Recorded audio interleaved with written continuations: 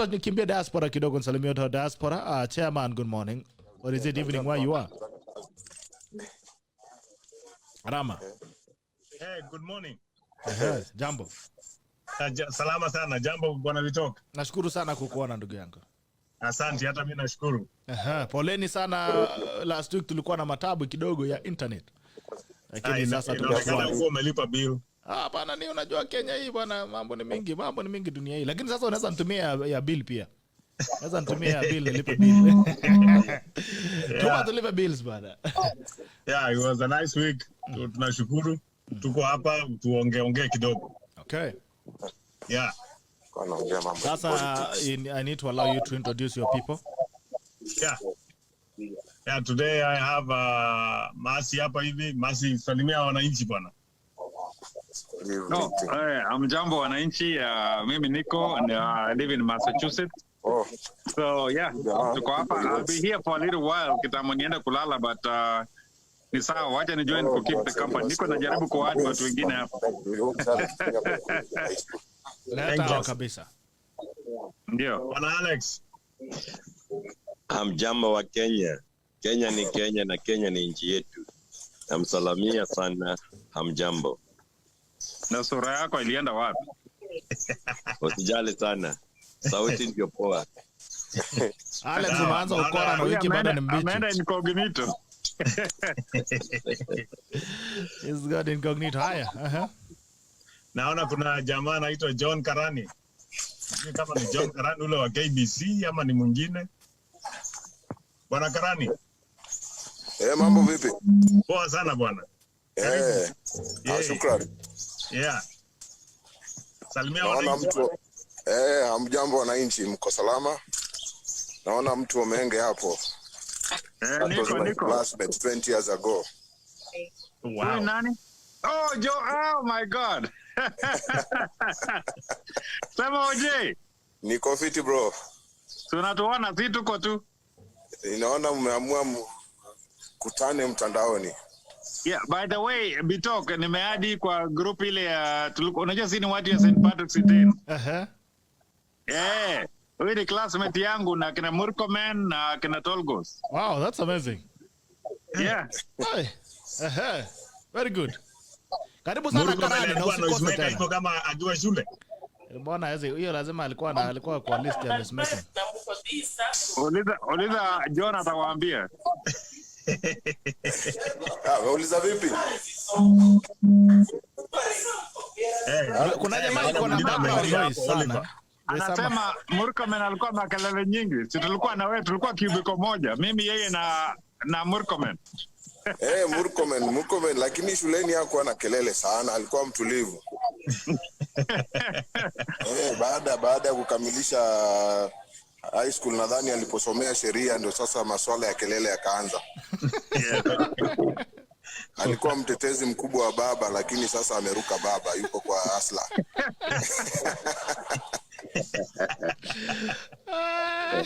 Wow.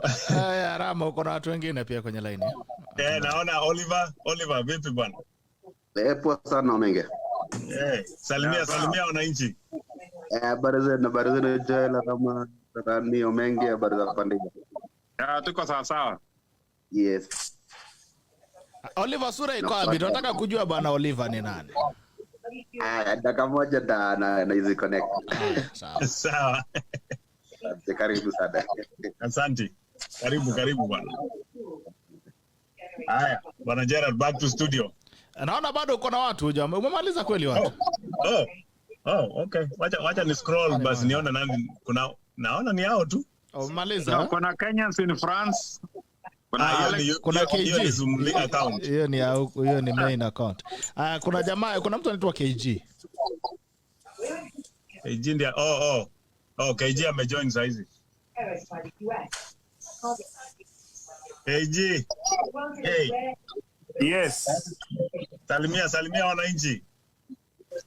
Sasa ni KG. KG from Arizona. Karibu bwana. Asante. Yes. Haya sawa. Bitoka anasema unaweka sura kidogo ndio anakuona. Oh, anataka kuona sura kidogo. Hebu tukuone bana tukujue. Mimi kwa nafikiri mkonea. Si ndio hivyo sasa? Ndio hiyo. Bas. Ama utaki kuonekana kwenye hewani? Oh, I know you. I know this guy. Mimi najua huyu jamaa. Na unajua watu wengi sana wewe nani Masi. Wewe ni gumo. Yes. Wewe ni gumo. Yes. Yes. Ito. Wewe ni wa Kangumu. Ati wapi? Wewe ni kijana ya Kangumu. Aya. Yes. Karibu sana Gumo. Sawa, asante. Haya, umesema kutoka Arizona? Yes. Oh, nice. Hii ni mara yako kwanza kwenye Diaspora? Najua huyu jamaa, uliama Iowa. Yes, I moved, niliama Iowa kitambo. Yeah, I know. I saw you in Minnesota a while back. Ulikuja kututembelea siku moja nikiwa Minnesota. So I know. Oh. Unaona?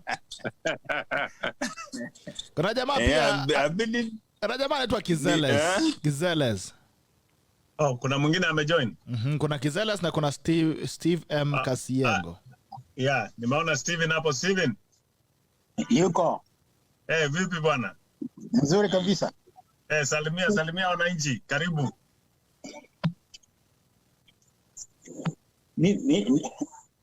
Nimeingia tu kwa bahati tu. Sikuwa najua. Ni sawa. Tunakukaribisha pia. Asante sana. Kuna sura. Iko sura. Sisikii. Anasema weka picha. Nitaweka tu sahihi. Haya, sasa naona Kizeles amepotea lakini. Haya, sasa wacha nisalimie wananchi wenu wako hapa. Julius Wera anasema good morning from Busia. Asante. Kasaizi Kelvin anasema I say leo nimepitwa kipindi. Au ni watu wa Tanzania. Anasema leo nimepitwa kipindi. Bana huku Tanzania kidogo network imekuwa tatizo toka jana. Poleni sana. Sijui kama baba yenu alirudi alikuja na network huku dunia hii. Julius Wera anasema good morning from Busia. Jane Mumbe from Safaris by Jane anasema ladies wa Diaspora wako wapi? Sijui wako wapi, sijui wanalala vipi. Edwin Ruth anasema good morning Tackle. Esther Mudhoni Ndirangu sema ningeingia but nafanya show ina few. Asante sana Esther Mudhoni Ndirangu. Najua kwamba hata uko na show tayari inakimbia lakini recruit watu wengine wa Diaspora pia. Arama, unafaa ufanye gender balance. Bora utafunga kiosk bwana. Unafunga bunge. Wacha tafanya gender balance bwana. Ezekiel Kenya anasema watching from Nairobi Kenya. Asante sana. Eva JPK Mwana anasema Gerald unaweza fanya patanisho na watu wa wave. Kimeanza kuumana tayari. Haya, kama kuna watu wanataka patanisho huko watu wavuke wapate tikiti. Haya sawa. Johnson Koech, good morning watching from Britain. Asante sana. Naona Farid Faraji amefika hapa. Dennis Maritim anasema tuko ndani. Asante sana. Isabel Mudhoni anasema you watching. Thomas Makamba Mkuru kwa Njenga Slums iko ndani. Asante sana. Arama, I want us to take a round of maybe the thoughts of the week, what has been happening during the week and the comments that we have on the events of the week. All right. Thank you. Naona Bwana Gikonyo amefika. Karibu Bwana Gikonyo. Asante. Yeah. So, I mean, for me, I will start with, we were talking about it, the video that you had shared, ule kijana wa engineer, Chirichiri. The village engineer. The village engineer bwana. Kumbe stima ilikuanga cheap hivi na sisi tunagongo hapa bei. Nimeshangaa bwana. Yeah. Kumbe unaanga tu kitu kanazunguka. Yeah, I'm very proud of that young man. Anafanya kazi mzuri. Sasa hapa ndio nasema hiyo county bwana, the governor is letting the people of Kericho down. You have cheap power. It's very easy to replicate what that young man is doing. Alipwe vizuri. Watu wapate kazi na wananchi wapate stima at a very cheap rate. So to me hiyo ndio kitu nimeona for this week. Kenyans have ideas. Kenyans have things that can make the country be better. We just need the opportunities. We need a space to nurture these talents, and we need a space for them to execute on their plans and their dreams. Hivyo tu, alafu nchi itakuwa poa. So to me that was my unique, unajua mimi nikiona mtu enterprising, I'm always excited with that. kuna ule msichana mwenye anatengeneza bricks kutoka kwa plastic. Sasa ndio huyu jamaa wa stima. Inaonekana tuwaunganishe, tuwaunde factory bwana, tuendelee na kazi tukisonga. Lakini nasikia pia jamaa tayari washatembelewa bwana na serikali. Wanataka nini? I hope ni kumpatia contract. Your guess is as good as mine. Ama afungwe. Anaumiza cartel. Bwana, anaumiza cartel bwana. Cartel wacha waende bwana. That guy is doing a good job. Power is not a monopoly for anybody, so he has a right to do what he's doing. All right. Yeah. Tuende kwa nani, Masi? Ojue change does not begin from the top. Yes. Change begins from the bottom to the top. Sasa venye jinsi hiyo kijana ameanza kufanya kazi, inamaanisha kwamba change inakuja, and change does not come easily. You have to step one. Nasema change haikuji so easily like that. Change comes from the bottom to the top, not from the top to the bottom. Kwa hivyo we have to be ready. Young tasks are coming up and change is coming up, and it's not going to be easy. So, yeah, that's good. All right. Masi. Hii sina mengi ya kusema. I mean, what am I going to talk about? Gharama, ameongea mambo ya stima, ameongea mambo ya plastic. Kuna siasa ya nyumbani, tunaona baba ako mgonjwa, wish him the best. Lakini sijui kama ni, I hope people don't take it wrongly. Sijui kama ni heartbreak ya mambo ya handshake ama nini, but asikia handshake ni mgonjwa pia. Unajua Junet alisema kama ukiona bibi moja ameingia, mwingine ataingia, na kama mwingine ataingia, kuna mwingine ataingia, so we'll see. But you know, I mean, I think we're heading in the right direction, some things in the wrong direction, some things. So yeah. So anyways, yeah. So mimi ndasikiza kwanza, I'll have to comment wakati tukiendelea with more topics, then we'll see. All right. Ana mwingine yuko pale, David Kikonyo. Alafu na anajitayarisha, naona David Kikonyo, alafu Karani uko tayari. Hi, good morning everyone. Paul, I mean nimeingia late, so I don't know, but I think the thing that nimeona this week is about the things that have been happening about the by-election, and we saw what happened, and I guess everybody is disappointed. You know, everybody was disappointed regardless of what party you are supporting.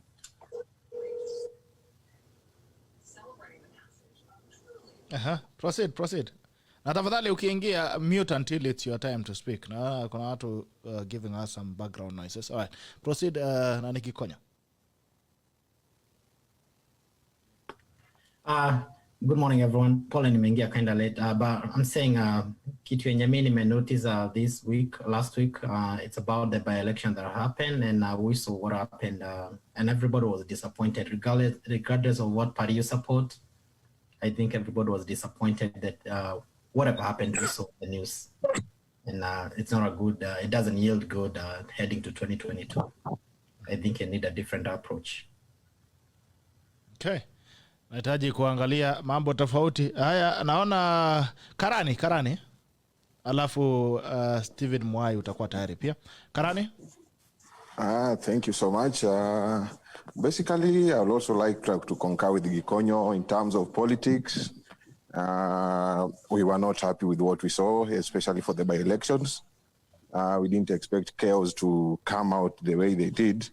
And there was also high level of corruption. I don't know how 2022 will be. Manake inaonekana this is in a prepared ground for 2022. Seems like there will be a lot of money poured to the wananchi. And then secondly, Mercy had mentioned something to do with Baba being sick. I think in the course of the week on Sunday, Baba was to hold a rally in Kibra. And I think part of that, basically, the rumors were going around that handshake was collapsing. And somehow Uhuru managed to call Baba and calm him down. So we don't know how true that is. But from the look of things, maybe the handshake is on the verge of collapse. Because kuna deep state, seemingly politically, I feel they have a preferred candidate. And the idea is maybe to scuttle Ruto and Baba so that they can have somebody sail through vizuri. Then thirdly, Corona, ninaona ni kama there's a third wave hitting the country. People had taken it for granted kwamba corona imeisha, but naona it's coming back. People are getting sick, people are dying. I lost somebody that I know in the course of last week. Within a span of 3 days, he was gone. So corona is real. And my friends in Kenya and all over the world, we take a precaution in effect to that. Asante sana. All right, asante sana ndugu yangu. Stephen Mwai, alafu KG, you will follow next. Stephen Mwai.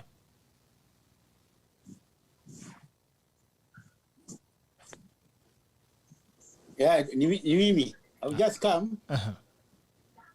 Nilikuwa karibu nimetoka kazi saa hii. So nikakuta something is going on that I was not even aware. So tukupe nafasi baada upate mawazo kidogo. I just want to listen and know what is going on, and maybe I can make a contribution. Okay, thank you, sir. KG. Asante. Right. KG. Yes, asante. Yeah. Hata mimi hiyo maneno ya the politics, hiyo maneno ya by elections. The worst part about it, if it was the politicians who are instigating the fights, si wananchi. So you find politicians from other parts of the country wanaenda wanasumbua wananchi wa kawaida wenye wanaendelea na maisha yao, and then when the wananchis were retaliating. So that was not a very good sign of what is going to come next. And then after that, the police really hawakufanya kitu, and it looks like nobody is really talking about that situation. Ni kama mesha move on to the next thing, like, oh, nasa Raila ko hospitali. They get the hot news, alafu they move on to the next thing as soon as something hits the ground. Anyway, hiyo tu ni hayo tu. Haya, asante sana. Esther Ndirangu, naona tayari ameingia. Esther, jambo. Si jambo, mambo vipi? Nashukuru sana. Finally tuko na Kiswahili yenye inaweza ishindana na ya Monda. Monda alienda wapi na Kiswahili? Haya. What are your thoughts of the week? Yes. Nimetaka tu kuingia ili niweze kuchangia kidogo tu, kwa sababu niko na program nyingine ambazo nitakwenda kuwa nikianza muda ambao sio mrefu sana. Ndio, na wasalimu nyote katika jina la Yesu. Jina langu naitwa Apostle Esi na niko hapa Marekani upande wa Texas, Killeen, na ninamshukuru Mungu. Diaspora, ni mambo vipi? Leo ni siku yetu. Najua mko muted lakini naona mnatabasamu na nafurahi. Yeah, Bitok, niambie, unataka niseme nini kabla nitoke? Uchangie tu tuambie yale mambo ambayo yamekuwa yakifanyika Kenya. I know you've been paying attention as well and trying to really see what's going on in the country. Any comments that you would wish to make on what has been happening all through the week? Kwanza ni kumpatia upande wa upinzani ambao ni kana kwamba inaonekana ni kama wao ndio wanakoga kwa government, lakini ni kama wanachezewa mchezo wa paka na panya. Na kuombea tu wakae macho, kwa sababu Waswahili wanasema kwamba ukimuona mwenzako yuanyolewa cha kwako tia maji. I don't know whether it is true whether our the former prime minister, kama alikuwa mgonjwa ama alikuwa anatuchezea mchezo, lakini kama ni mgonjwa tunamuombea augue pole, na kama sio mgonjwa akanyage some steps backward, ajiite mkutano, ajiulize ni nini anafanya, kwa sababu there are so many people ambao ni followers wake huwa wanasubiri tu awaonyeshe step ya kusonga mbele, na wengi wao tukiwasikiliza, majority wao tukiwasikiliza, wanasikia ni kama wako disappointed kwa sababu ya uamuzi ambao baba anaamua. So baba, tunakuomba tu chukua step kama 3-4 nyuma, ujiite mkutano, alafu ujiulize unakoenda unaelekeza watu wako wapi. Pia nichangie kuhusu coronavirus, na tunaomba tu mzidi kuweka mask. Hata sisi hapa kwetu Texas tumetolewa mambo ya mask, tunaambiwa tusirudi kuvaa, lakini tunazidi kuvaa kwa sababu tunajua afya na kutunza afya inaanzia na wewe mwenyewe. Wewe mwenyewe ndio unaanza kujisave wewe mwenyewe kabla usave mwenzako. So tafadhalini wa Kenya, vaeni mask. Tafadhalini vaeni mask. cha mwisho nikiondoka, naomba Wakenya tukae kwa amani, naomba Wakenya tukae kwa pamoja. Hata kama wana siasa watazungumza mambo gani, mkumbuke wale ni marafiki, wanakuaga maadui wakati wanakuja kuomba kura. Ukisha wachagua ni marafiki, wanakula wote jioni na wanaenda kuanalyze vile mambo yamekuwa through the day. Nilikuwa nafanya kampeni wakati wa Kibaki tena, anafikiri nilikuwa nazunguka nikiimba ule wimbo, ndio maana tunasema Kibaki tena wakati ule. Na nilikuwa nikikaa na wanasiasa baadaye jioni bitok kwenye mahoteli fulani huko Nairobi, nakuta sasa wote ambao walikuwa kina Martha Karua, kina upande wote mpaka wa upinzani na wote, unakuta jioni wanakutana mahali pamoja, tunakula nyama pamoja. Na mmetoka kutusiana mchana. Jioni sasa baada ya campaigns zote sasa wote wanakutana jioni, tunakula nyama pamoja, wakicheka, wakipigana high five, wale wanakunywa wakokunda ni yakunda wanakunda, wale wanakunywa ndufia wanakunywa ndufia wanachapa ndufia wakipigana high five. Do you know, hata juzi nilisikia kabisa kwenye masikio yangu rafiki yangu mmoja ambaye ni mwanasiasa akiconfess hapa nyumbani Texas.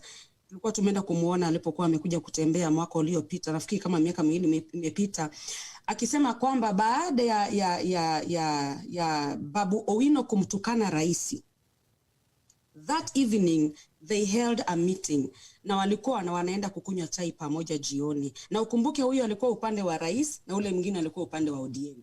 Na huyu babu amemtukana rais vibaya, mtoto wa mbwa. Ni yetu walikuwa wanakutana na tunawaita na Kikuyu Mongethero, you know, this one is the other side and the other one is on the other side. Mchana wanakaa ni kama wanabweka wote, huyu anabweka hivi, huyu anabweka hivi, alafu jioni wanakutana kunywa chai. Nikamuuliza, na hivi mbona mnakwenda kukunywa chai na watu ambao mnaonyesha kwenye televisheni ni maadui? Kwa nini akuja mchana atuitie president mtoto wa mbwa, alafu wewe ambaye uko upande wa president mko na yeye mnaenda kunywa chai na yeye jioni? Nikaona wananchi watu tunachezwa sana. So ninawaombeni tafadhali, chochote ambacho mnasikia wanasiasa wanasema mchana msiwaamini. Nyinyi mkishapiga kura rudini nyumbani, msiwahi enda maandamano yoyote. Ukishapiga kura ile, the only thing you can do is to vote. That is the only thing you can do, to vote. Ile vita utapigana, upigane kwa debe. Kama kuna vita utapigana, upigane kwa debe. Ukimaliza enda zako nyumbani, watoto wako wanakusubiri, mke wako anakusubiri, mume wako anakusubiri na watoto wenu wanakusubiri. Tuwaachie wanasiasa, wakitaka kwenda kwa maandamano waandamane wenyewe bitok. Tumewaona watu very innocent wanakufa na hakuna mtu anawashughulikia. Tunaona watu wanasema kwamba walikuwa wanasimama na watu fulani katika campaign zao, na wakipata shida katika hiyo campaign, tuseme kwa mfano wengine walikanyaga, they were ran over by cars. Na tukasikia kwamba wanasumbuka mahospitalini, hawana watu wa kuwatoa mahospitalini. Tafadhali wananchi wa Kenya, voters, vita yoyote ambao utaweza pigana kwenye debe. Watu muachane na wao, ni marafiki, they are friends. Na hata mkiona wakitukanana, they are not serious. That is not what they mean. Sisi ndio wanafumbaza na kuwafanya sisi ndio wajinga. Ndio tuanze kupigana, tupigane na sisi nyasi ndio tutaumia. Just go cast your vote. If you know who you want to vote for 2022, usitake mtu yeyote akubandue pale, kaa pale. Kama wewe ni wa upande ya hasla, saizi yeye mwenyewe amesimama anasema ni hasla. Kama wewe ni hasla, usitake kusikia anything else. Kama wewe ni upande ule mwingine ambao bado hatujui wanatangaza ni nani, we are still tuna speculate tu, bado tuna guess. Yeyote yule ambao watasimamisha, kama wewe ni wa upande ule, weka hiyo kura upande ule, lakini usitoke kwenda vita, usipigane wala usigombane. Na usibebe mawe kwa sababu ya mtu. Unabebea mtu mawe, unaenda kupigana kwa ajili yake, familia yake inakula vinono kwenye nanio White House zao nyumbani kwao, manake wengine wanaishi kama makings kwa nyumba zao. So mimi naomba tu wa Kenya, papa. Hao maneno ndio maana nilisema kwamba mabadiliko yanaanzia chini mashinani. Ndio. Unajua wanasiasa wanakuja wanapita. Yes. Na nilisema mwanzoni nikasema change begins from bottom top. True. So wale watu inabidi wabadilishe ni sisi wenye wananchi, ambapo tunakuja tunadanganywa na shilingi 10 ama nitakufanyia ile, kwani we ni nini unauzwa? So mabadiliko inaanza na sisi wa Kenya kujua ya kwamba wakati utaenda kwa debe utapiga namna gani hiyo kura yako. Usiopigie mtu ama upigie kabila. Ile kitu mtuharibu, tunapigia kabila na tunapigia mwenzetu akue pale tukule. So those three things ndio zinachangia hiyo umasikini tunao Kenya. Venye jinsi umeeleza hapo vizuri ndio ile inaendelea kila pahali. So Mkenya, pale ulipo saizi, tafadhali ukitaka kupiga kura inakuja, usiangalie kwa sababu umepewa shilingi 10 ama umepewa 50. La, mabadiliko ianzie chini. Ni nani unachagua, yule atakutendea nini? Na tukiendelea hapo tukifanya namna yao Esther na kuunga mkono, at least Kenya tutakuwa na vita.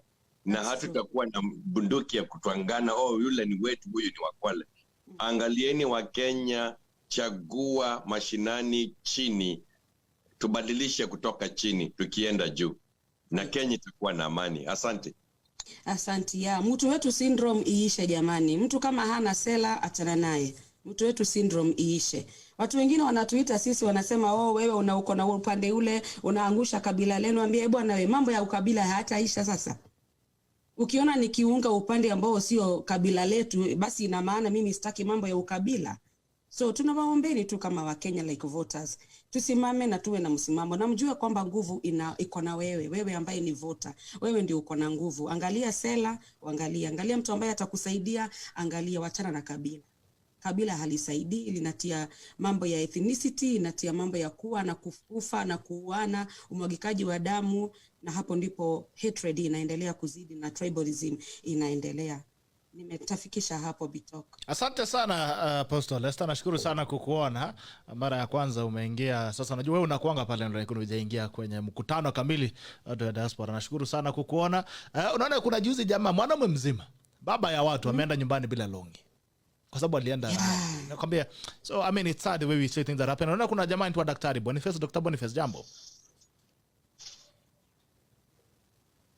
Jambo Bitoka. Kumbe ni wewe bwana. Na vita sura tumeshanga. Haya, tuambie mawazo yako ya wiki vipi?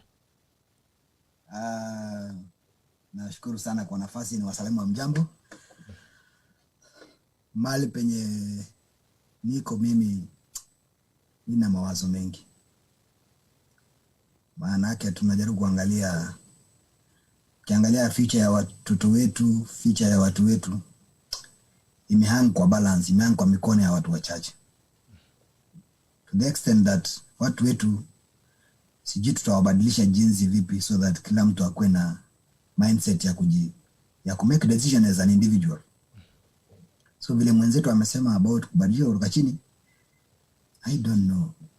Inastahili tuone jinsi ambavyo tutayafikiria maneno. Kwa sababu tutapoteza watu wengi. Mkiangalia jinsi ambavyo Kenya inaendelea sasa hivi, tutapoteza watu wengi hapa mbele.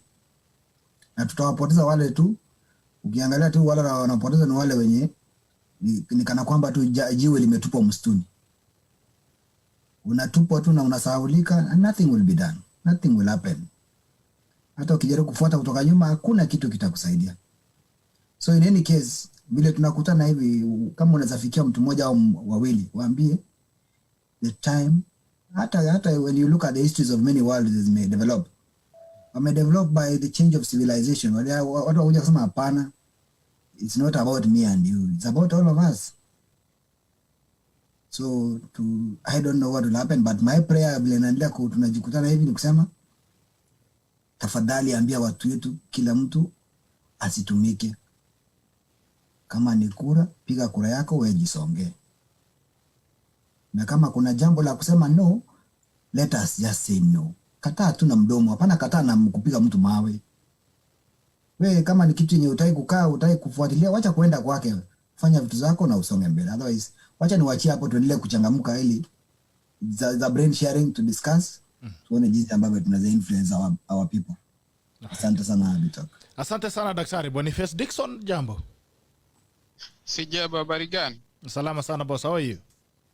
I'm good, thank you. Man, asante sana Bitok. Mimi naitwa Mashairi ya Dickson kutoka Texas. Nimekuwa nikitazama kidogo lakini leo nikaamua niingie. Nashukuru sana. Umefanya kitu ya maana zaidi. Asante ndugu yangu. Mimi sina mengi tu, lakini nimekuwa nikisikiza Nasikia ndugu zangu wote wana maoni mazuri kuhusu nchi yetu ambao tunaipenda sana, tunawapenda wa Kenya. Na ni kitu pia mimi imekuwa ikinisumbua kwa sababu tangu mwanzo au tangu jadi mwanzilishi wa taifa alikuja akasema kuna mambo 3 au 4 tutashughulikia: upumbavu, umaskini, sijui magonjwa na nini na nini. Na mpaka sasa hivi Kenya, hiyo ndio ile shida kubwa sana tuko nayo. But one thing I know for sure, the solution is in our hands. Hakuna Mtanzania atakuja kutushughulikia, hakuna, ni sisi wenyewe. Na nasema regular common mwananchi, common Wanjiko ambaye anatembea asubuhi bila viatu kwenda kutafuta chakula, kwenda kupiga kazi ya vibarua, mwenye anaenda hospitali apate dawa, mwenye anaenda mahakamani na apati haki yake kwa sababu yeye ni maskini. Sisi ndio tuko na solution. Lakini tumepumbazwa na watu wachache tu wamekuwa kwa madaraka for a long time because they have money, and this money it's taken from public. So this is what I'm saying. The power rests in the people, we the people. And it has to move our country forward, and we have to decide it's time for a revolution. And it's not a revolution to go on the street, it's a revolution of how we vote. Nashukuru Mungu mimi nimesoma kidogo na wenzangu wengi wamesoma. We think differently from our parents and from our brothers who never went to school, and we really have a lot to contribute to the development of our country. Kuna mtu amesema mambo ya watoto. We have really let our country down. We have really let our children down, our mothers, our aging fathers. It's in our hands. We can change it. How? Mimi nimesoma. I don't want to vote like my mama or like my grandpa, because I know where I want to see my country in another 20 years. I know the kind of school I want to send my kids. I know the kind of jobs I want my kid to work. I know I have a vision where I want to see my country and where my kids, I have a vision of a beautiful country which I want my kids to inherit from me. And the big problem is we keep pointing fingers. Mimi ni Mjaruo, wewe ni Mkikuyu. No, it's high time we drop tribalism. Tribalism is just used by few people as a way of divide and rule, to keep themselves in the government and wachukue pesa to them. It's high time to do it. We are all sons and daughters of this beautiful country, and we owe unto it. Ni kama mwili. It's like my body. I have different organs, but kila organ inahitaji ile ingine for it to function fully. The day we start changing, and I'm challenging you people, we have the vision. Challenge your people. Tell them we cannot continue voting like this. We are the problem. We are not those people who are in the government. It's us to change. It's us to create the kind of future we want. It's us to create the hospital that we want. It's us to create the schools we want for our kids. The future of our country, it's fully in our hands. All right. I'm really honored kuingia na kusema kidogo, but tusiseme tu. Call your friends, talk to them. Kama leo nimeongea na watu wawili Kenya. Who are you voting for? Why are you voting? Is it because they belong to your tribe? Is it because they have a good agenda for moving our country forward? And most of them are graduates. Unasikia wakisema, hata sita vote. Sasa you wonder, if you don't vote, then how will you fix the nation? How are we going to fix our country? Okay. We got to rise up. It's time for revolution. It's not time to go to I'm not calling for revolution to go to the street. A revolution of how we vote.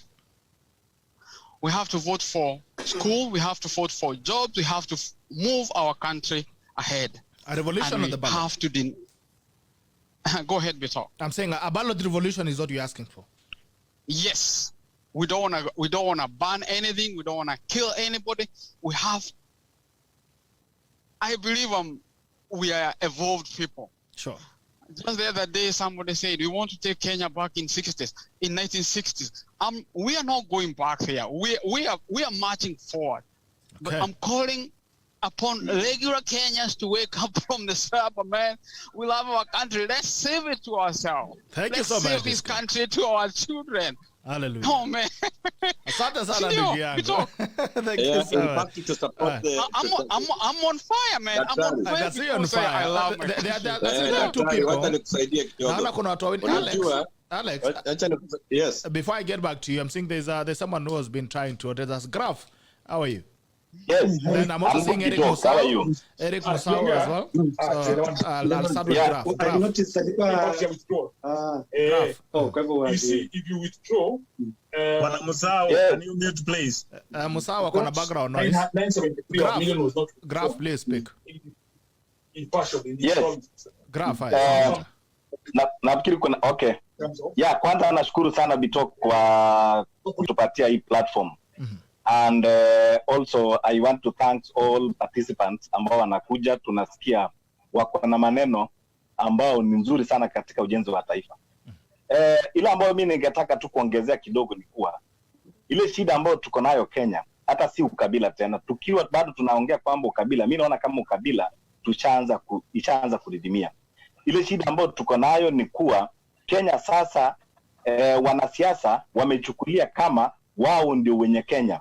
Wao ndio wenye kucontrol vile ambao wanataka. That is a problem that we must fix.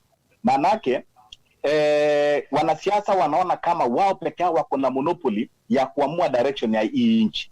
They don't need, wakati tushawachagua hawataki tena kutusisha. You know, they have to think for us, they have to decide for us, you know, they have to make a plan for us, of which it is very wrong. Sovereignty power iko na wananchi. Na hiyo ndio kitu ambao bado tumekosa tu kujua kwamba sisi ndio tuko na powers. Wale tu tumatuma kama representative, and we can also represent ourselves directly as per constitution. Ile ambayo mimi ningetaka kuchangia hata kama ni mambo ambayo ingewekwa kwa BBI. Kwanza, ile Kenya ambayo tunapata shida ni recurrent political mood ambayo it does not stop na ina derail development. Yani immediately after uchaguzi tunaingia katika political mood. What we need to do is let us make amend in the constitution kwamba immediately after the new government is sworn in, no any politician is allowed to politic outside the chambers. Unaona? And if you are going to do that, you lose your seat automatically. So that at least tukishamaliza uchaguzi tuko na time ya kuangalia wala ambao tuliwachagua whether they are going to implement as per their manifesto, because you know, they come with excuses. Wakishakoza kufanya kazi yao, then wanakuja hapa sasa kwa mazishi, kwa maharusi na kwa marali zenye hazina mpango, wakituadaa na kuituambia siasa zingine. You know, take for example now, mtu anakuja, mtu ambao tulimchagua, aenda atengeneze policies huko parliament, aenda implement zile sheria ambao naona kwamba itatusaidia. Alafu anakuja na kuanza kutuambia in burial kwamba ati so ni mwizi. Unatuambia tufanye, na tulikuchagua uende udili na hizo huko parliament, utengeneze policies ambao inaweza kuchukua hatua. Na unatuambia tufanyeje? Na tucha kupatia hiyo mandate. They don't understand exactly what is the meaning of the mandate. So we should make like this kwamba immediately tushamaliza, the new government has been sworn in, hakuna tena kufanya siasa nje ya parliament. Kama ni member of county assembly, siasa yake aenda afanyie huko kwa county assembly. Kama ni senator, siasa yake aenda afanyie senate. Kama ni member of parliament, siasa yake aenda afanyie parliament. Ili sasa tungoje wafanye ile kazi ambao tuliwatuma. Now, if we can fix this problem, then we are heading in the right direction. Lakini mambo ya kwamba wanaenda wanafanyia siasa kwa mazishi na wakifika parliament wananyamaza. Like hii issue ya BBI. Ukiona ni kuwa it is because of the agenda of a political agenda. It does not have anything to do with wananchi. Unaona? And vile inaenda kuna mambo mengi ambao unaona kwamba wao wenyewe the political elite wanajua where they are driving at na wanatuficha. That is why up to now wanataka tuimbe BBI na wakati hata wananchi wenyewe hiyo document hawajui kwamba inasema nini. So what I'm saying is there is a coup in this country. The political elite have overthrown the will of the people and now they are controlling the government. Now it is a time for the people to stand and take over. We need now, as our friend was saying there, mambo ya kusema kwamba tupige kura na tunyamaze, hiyo bado tutasuluhisha. We need to rise up. Manake inafikaga wakati kwamba even our votes doesn't count because these political elite, they have a way of manipulating and controlling. So something has to be done. So tukisema tu kwamba tunaenda kupiga kura na kukaa nyumbani na wao wameenda wakakaa mahali wakakunywa kawa na kukula njugu na kusema nani atashika hii nani atashika hii, we will not solve that problem. All right. That is my take. And another thing is that we need a lot of another thing ni kuwa this ya kusema kwamba saa zingine kusema kwamba ati vijana tushike uongozi. I think that is also where we are going wrong. Ukiona nchi kama UK, ukiona nchi kama US, ningesema hata katika constitution tuweke kwamba presidency kama ujekanyaga 70 years wachana nayo. Tunahitaji watu ambao washafanya kazi, washakuwa na experience. Sasa we are wasting a lot of talents. Unasomesha mtoto anaenda kuwa daktari, amemaliza 6 year university, alafu anakuja badala aenda atibu watu huko, anakuja tena kukimbia kwa siasa. Unaona, anaenda parliament. Na hiyo kazi ambayo iko parliament ni kazi ambayo inafaa kufanywa na wale wazee ambao pensioners ambao wamekuwa na experience. Sasa waende watusaidie kutengeneza policies according to their experience. Unaona, according to how they have started the public, and then wale vijana ambao tunawasomesha, let them come and serve. We are losing. Sasa mtu kama Baboina amemaliza university fresh, hajaingia hata class kwenda kufanya kazi ile ambayo alisomea, amekuja sasa kwenda kufukuzana na wazee na kutukana na kina Orengo huko na kina Ongeri. So you know what I'm saying is let us be realistic. Okay. Uongozi vijana wacha tusome na tuchukue profession ile ambayo tunaweza kujenga taifa. Uongozi wacha kidogo tu. Ukiangalia era za KANU hata kama kulikuwa na shida hapa na pale, but ulikuwa ukiangalia kulikuwa na heshima kwa nchi. Because wengi walikuwa ni wazee, lakini siasa ya siku hizi imekosa heshima because of vijana wanaenda hawaje kuwa na experience, wanafikiria tu siasa ni kutukanana. Thank you. Haya, asante sana Oseko, Dennis Oseko, alafu nitarudi kwa Alex. Niona Alex alikuwa na mawazo ambayo alikuwa ameanza tayari. Dennis Oseko, jambo. Jambo, nashukuru sana ndugu yangu kwa kunipa nafasi. Mambo kadha wa kadha yameweza kuzungumziwa ambayo ni muhimu sana, na nashukuru wazungumzaji ambao wameweza kupata nafasi kusema. Mimi naweza kusema shida ya nchi yetu ni sisi wenyewe. Kwa sababu politicians ama viongozi wale ambao tumeweza kuwapigia kura product ya mikono yetu sisi wenyewe. Kwa hivyo sisi wenyewe pia ndio suluhisho as much as sisi ndio shida ambazo zinatukumba. Tukibadilika, tukue na bottom up solution, hata product wale ambao tutakawachagua watakuwa bora zaidi. Lakini viongozi na tabia zao zile ambazo zinakera, jinsi ambavyo sisi wote tumeungana kusema kwamba mambo si mazuri, sisi wenyewe ndio tumesababisha. Kwa sababu ukiangalia wakati wa uchaguzi kuna yale mambo ambayo tunafuatilia ndio tuweze kuchagua kiongozi. Kwa sababu sasa ukitaka kura bwana Bitok uende kwa ground, ndio unaambiwa mambo kwa ground ni different. There is a difference between idealism and realism. Unaweza kuwa na fikira nzuri, idea nzuri sana za kusaidia wananchi, lakini bila kupeana hongo in reality kura hauwezi ukapata, na wananchi hawataki kujua umetoa hela zako wapi. Wanataka cash money ndio waweze kukusupport. Na sasa wale ambao wameweza kupata nafasi kusavu katika serikali wamejizolea mali na hela kwa njia ya ufisadi, wakijua kwamba wakiwa na hela wanaweza kuteka advantage ya vulnerability ya wananchi, na wananchi wanataka hivyo kupewa hongo kisha waweze kuwasupport na wao wataweza kupata vyeo mbalimbali kuweza kuprotect yale mali ambayo wameweza kujizolea kwa njia ya ufisadi. Kwa hivyo ningependa kumalizia kusema kwamba sisi wenyewe lazima tuungane, tukue na mawazo ndio tuweze kunaye kama Wakenya. Otherwise tukiendelea tu kunyosha kidole kusema wanasiasa wanafaa kuacha hiki, sisi tuna waache hiki, hawatawaacha kwa sababu jinsi ambavyo wameweza kupata hivyo vyeo ni hawakuvipata kwa njia nzuri.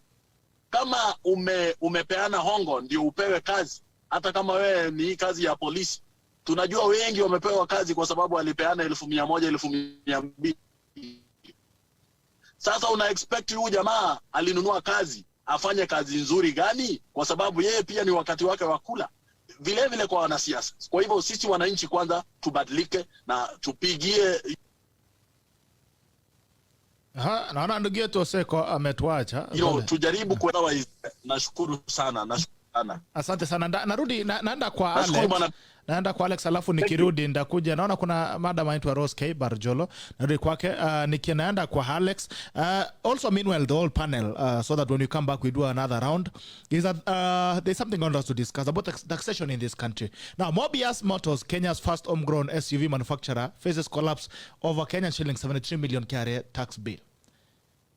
Mobius ambayo ilikuwa inatangaza magari, ndio gari ya kipekee Kenya ambayo kampuni ya kipekee Kenya ambayo ilikuwa inatangaza magari Kenya, tayari inaangalia it's facing a collapse over 73 million KRA tax bill. So nataka kujua kwamba why is it that we have taxation wrong in this country? We keep taxing. Nimeona jana pia wamesema ya kwamba the government wants now to tax wealth so that they can get money for the budget. Alex, niliona ulikuwa na mawazo ambao uko umemalizana nayo. Yeah, nilikuwa nasema everything that everybody is talking is positive, and overhauling the election system in Kenya, it's okay. But in which direction and in which system? Kila mtu ameongelea venye jinsi basi ni wanasiasa. Wananchi ndio wenye shida. Shida yao ni hivi, tukisha elect tunataka huyo MP atusomeshe mtoto, atupelekee mtoto university, tena patie mwananchi huyo the same ni kazi. So if we change the idea the way I said mashinani, a good example, Rift Valley, chagua wale watu watachagua ama watachunga maisha ya mahindi na ng'ombe. Na kama mnapeleka mtu na anataka tu alete pesa kutoka kule pana Rift Valley, Western, industry ya sukari ilianguka. Kuna Webuye ilianguka. Nini ilianguka. Sasa mkipeleka watu na maindustries zinaanguka, tunaenda wapi? Ndio maana nasema kila sehemu chagua yule mbunge atarudi achunge ile mali iko kule ama zile industries that they are in that areas. Na sisi wenyewe to fund kama a good example like Rift Valley. Chagua mtu mpatie pesa za kucampaign, sio atoe kwa watu wakubwa, mpatie pesa with they own, because these rich people own these wabunge hawana pesa. Mkiwapeleka kule nilikupatia pesa. So ndio maana unasikia kwamba kitu kinataka kupitishwa nitakupatia 2,000,000. So change the mind. The mind to change the mind is one, make sure that mnapeleka mbunge yule memsaidie hata kama hatampatia ndururu. Ndio akienda kule mwambie tulikuchagua uchunge mali yetu huku Rift Valley na maneno ya mahindi na ng'ombe na mbolea.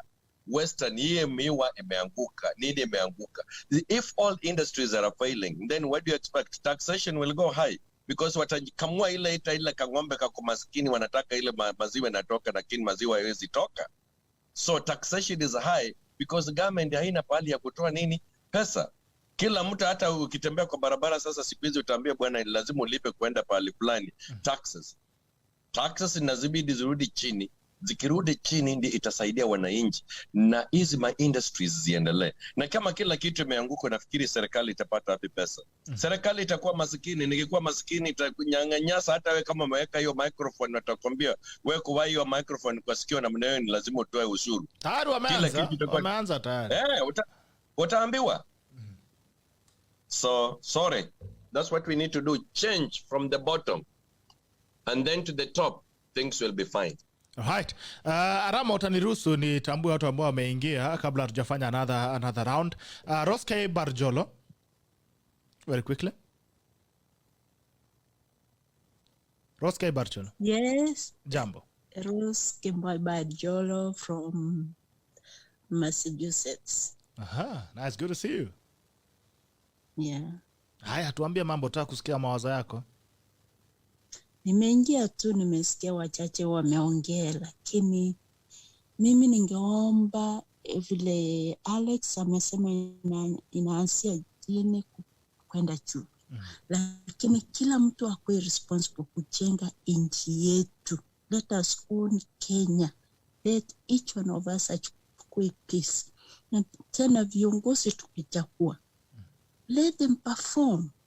Watuonyeshe wametufanyia nini. Hata mtu kwa village amefaidika kwa njia gani. Tuijenge Kenya yetu. Tujaribu, si kabila si nini, lakini kila mtu aone kwamba kuna kitu nimebadilisha kwa jumuiya yangu. So that we live for each other and with each other. And we support one another. Thank you. All right, Abbas, very quickly. Abbas Martin.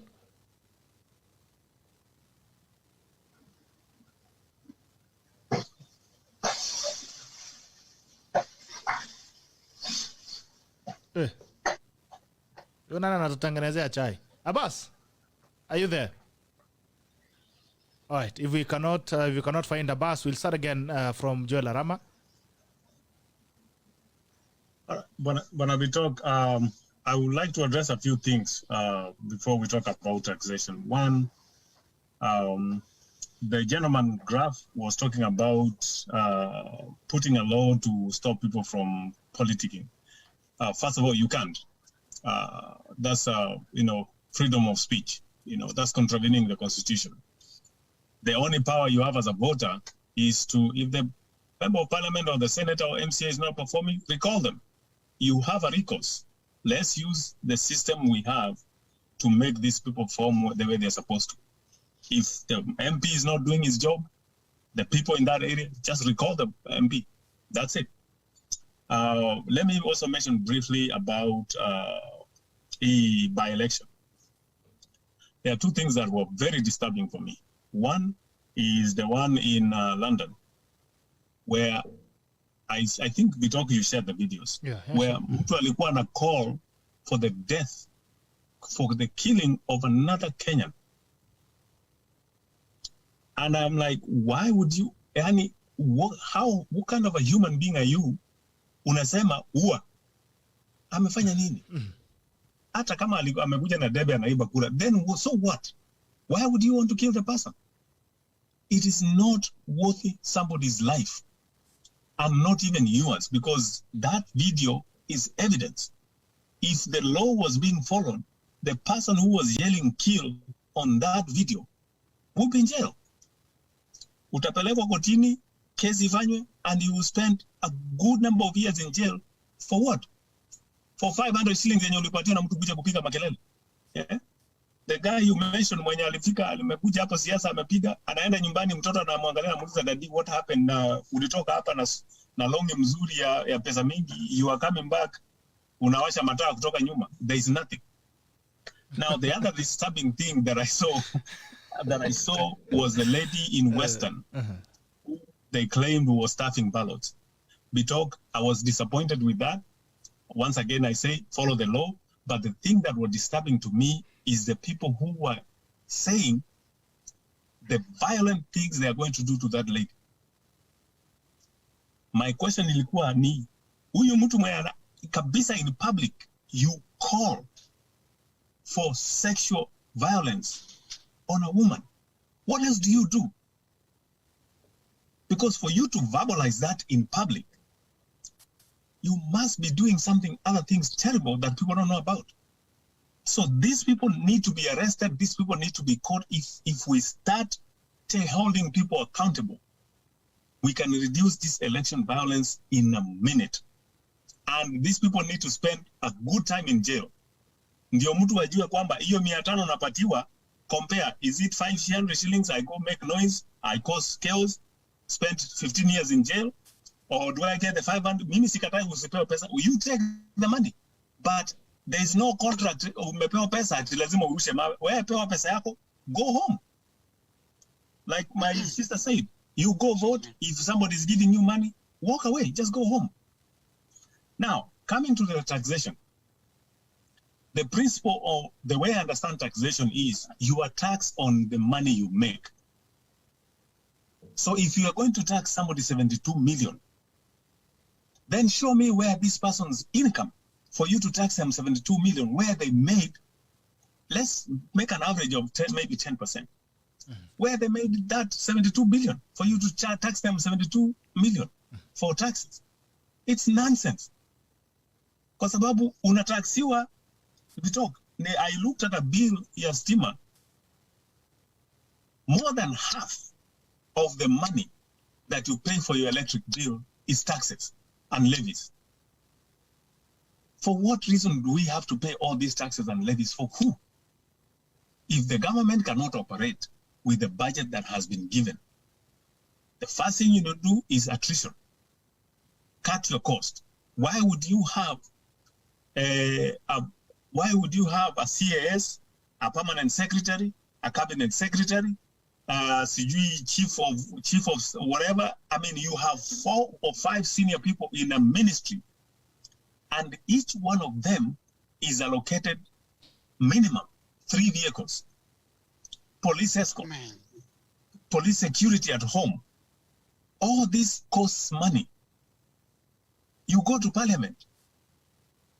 This Kenya, or maybe Africa in general, I don't know, but I would say in Kenya, is the only country where you interview for a job, you are hired, and then unalipo sitting allowance. For you to appear in parliament or in the county assembly, you are paid a sitting allowance to be in that seat.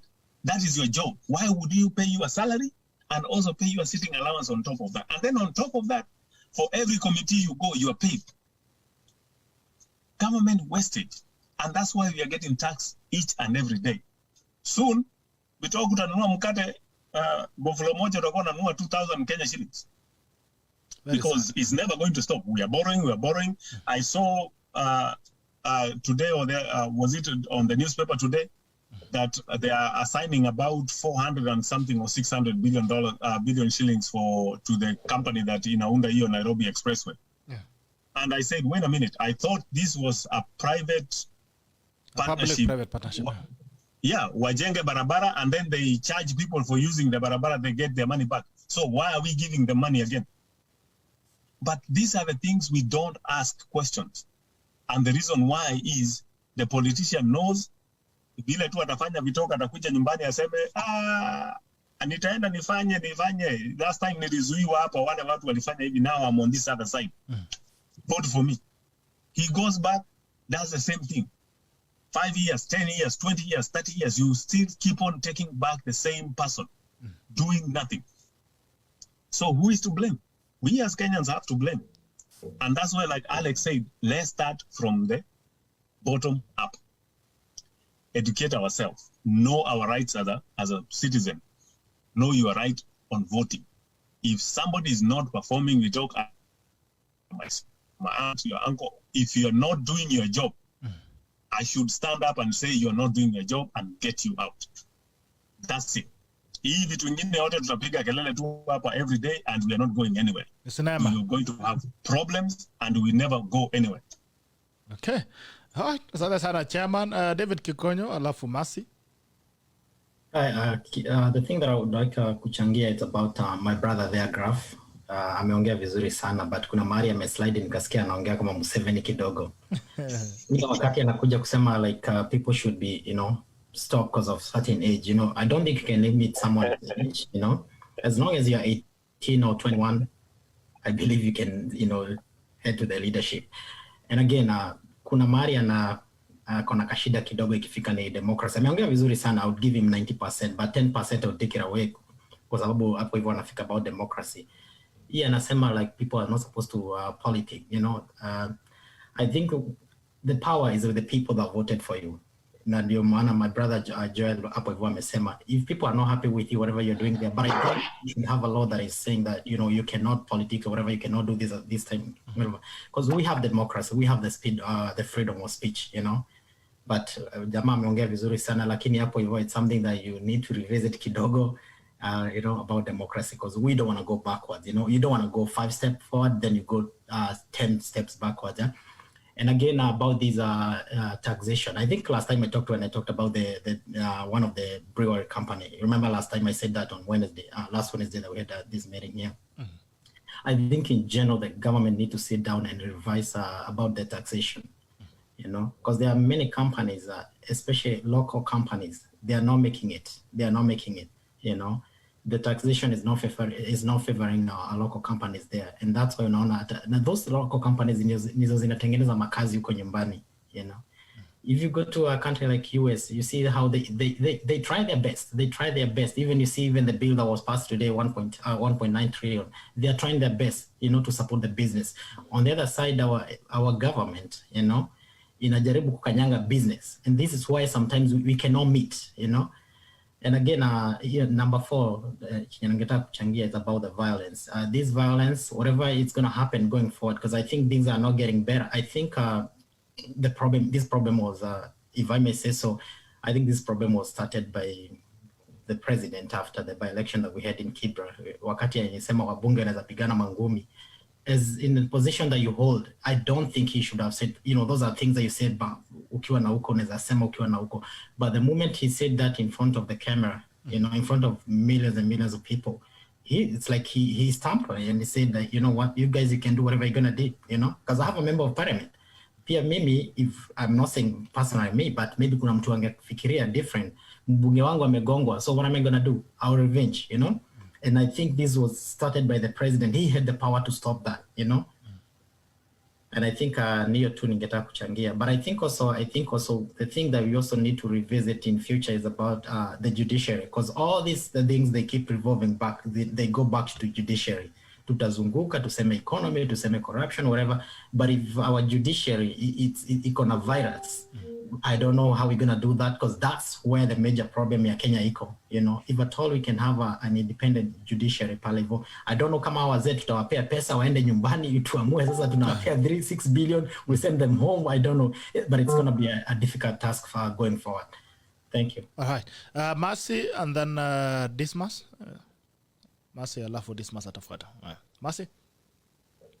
Or Mercy? Unmute yourself, Mercy.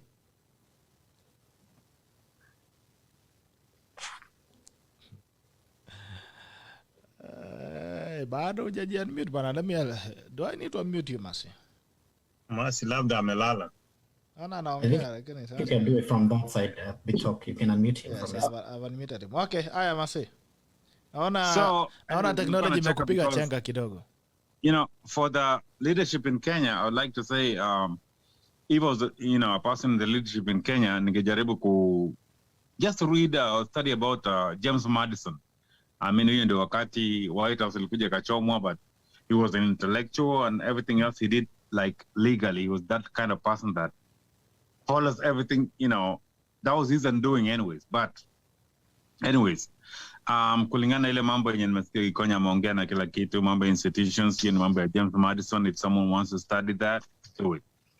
I would like to yield my time because naona, mimi niko naenda kitanda, but kitanda imekuita. Yes. So I'm going to yield my time to Gikonyo and KG and all the others. And I see my auntie called, Barjolo.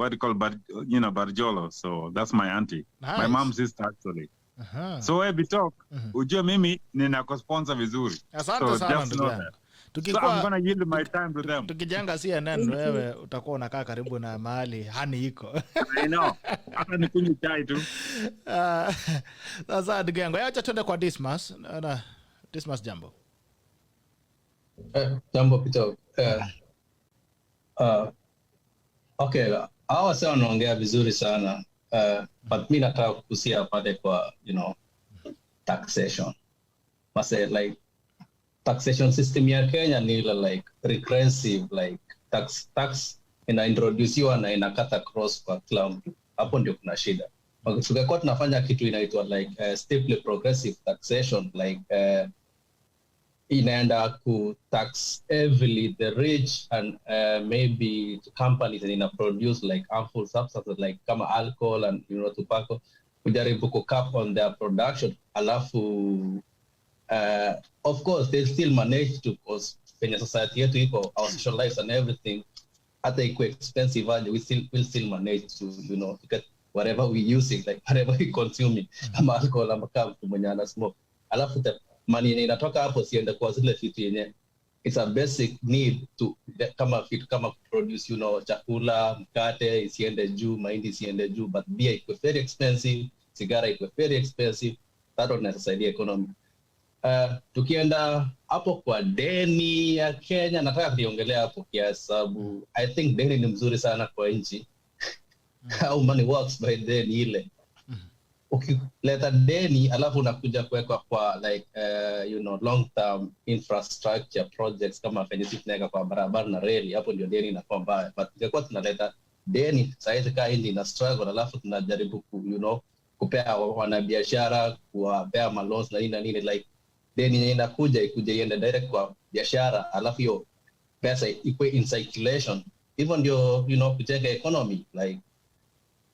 But you know, our venye tunaleta madeni na venye tunatumia hiyo pesa ya deni, that's what messes us up big time, and I don't think our leadership work on a new tactic on how to approach this going forward. They've been doing the same thing for 8 years.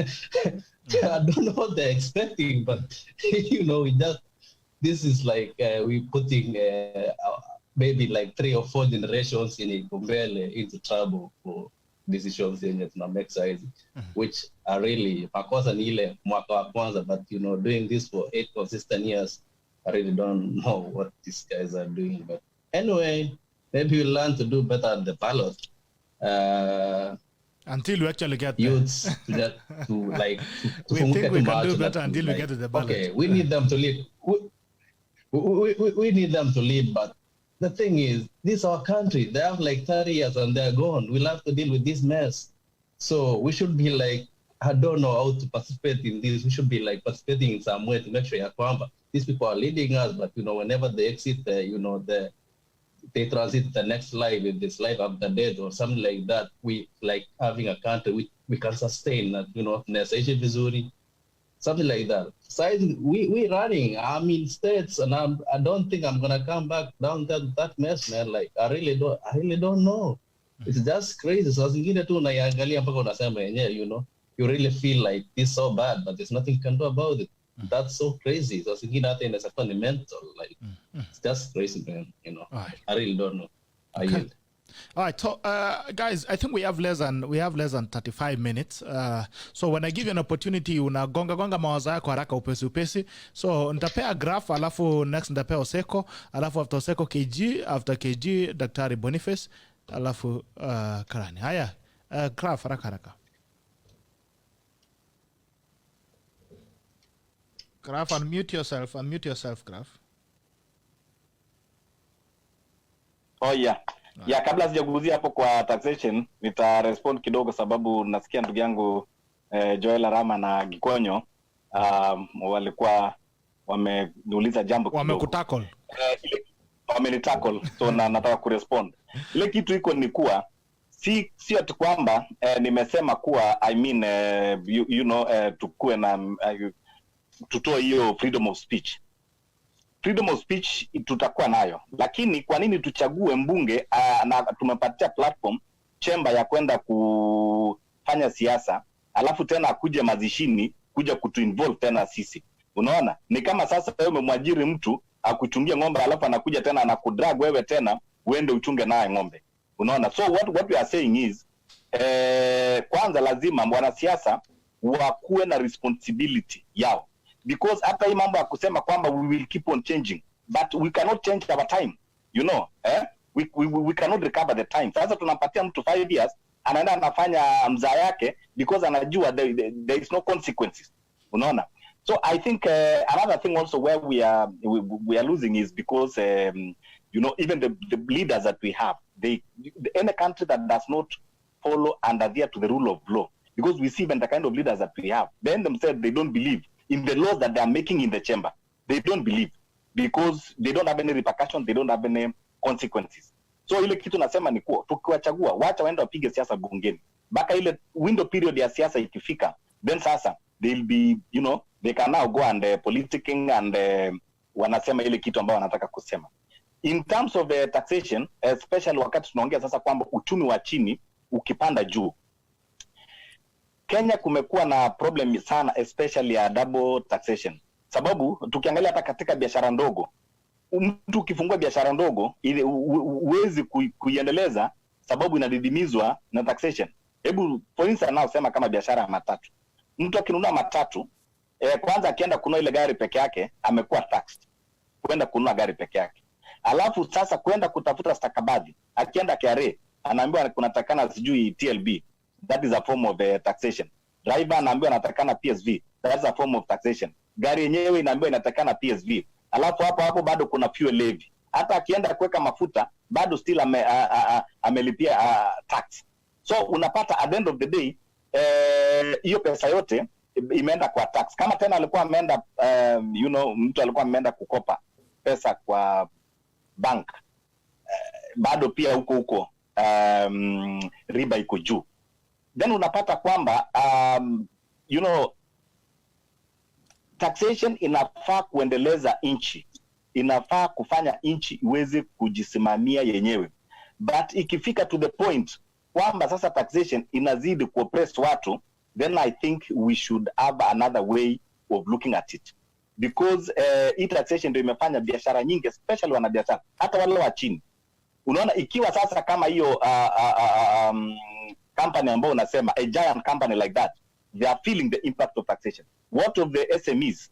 You know, what of the SMEs? Mtu ambaye amekopa tu just 100,000 ama 200,000 bank, aja aweke biashara yake. Alafu bado kuna taxation ya national government, bado kuna taxation ya county government. Unaona hata hii setup ya devolution pia haijaweza kuweka wazi in terms of taxation, sababu unalipa tax kwa national government, bado unalipa tax tena hapa kwa county government. So unapata at the end of the day the environment is not conducive for, I mean, businesses to thrive in Kenya. And another thing, when you are imposing a huge tax like that, you are scaring away the investors, because actually an investor, what is looking for is a profit.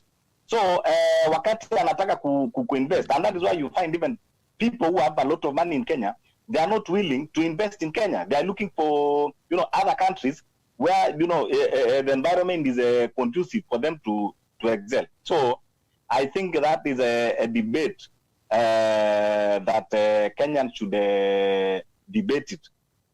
Hata hii mambo tungekuwa tunaongea mambo ya BBI, ni vitu kama hizo ambao watu wangekuwa na debate ili kuweza kufanya nchi iweze kunawiri from bottom to up. Okay. Haya, asante sana Oseko, mawazo yako pia haraka. Nashukuru sana. In the interest of time, ningependa kusema kwamba sisi wa Kenya tumekuwa mateka kiuchumi. Ukiangalia viongozi ambao tumeweza kuchagua, na ndio ningependa kurudia kwa yale niliyosema mbeleni kwamba tunahitaji mabadiliko ya chini kuelekea juu.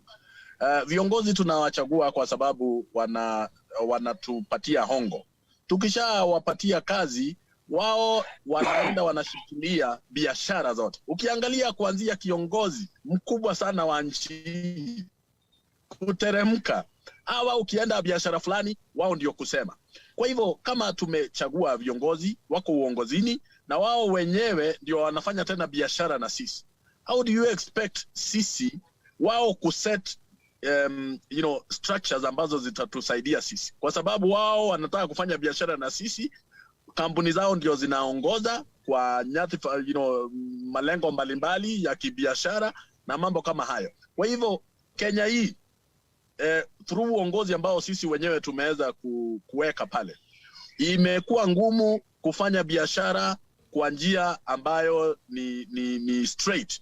Hapa Kenya ufisadi unalipa kuliko kufanya vitu right. Kwa hivyo hiyo ndio hali ilivyo unfortunately, na ukiangalia wale ambao wamefaulu sana, ambao wanatangaza faida nyingi zaidi, ni wale wameweza kukandamiza wengine. Ukiangalia bureaucracy, ukitaka kuanzisha biashara wewe kama mtu mdogo umekopa pesa, competition una compete na watu wako na pesa ambao wanafanya kwa serikali proceeds za corruption.